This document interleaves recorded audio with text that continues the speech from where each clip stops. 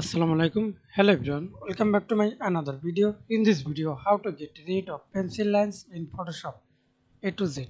Okay. First of all, select the pen tool. Right click on your mouse. Now see this show pen tool, freeform tool, add anchor point tool, delete anchor point tool. Okay. Freeform tool, use fill or not fill, not use, only use stroke, and select pen tool, use fill. Now see this stroke color. Okay, and use only stroke.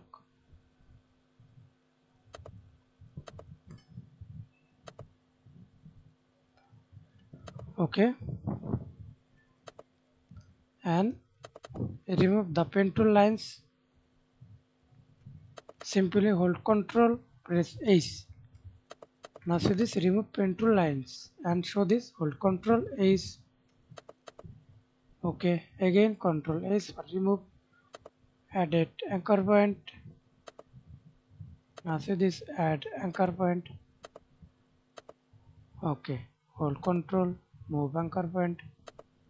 Thanks for watching video. Please subscribe to my channel, like, comment, share.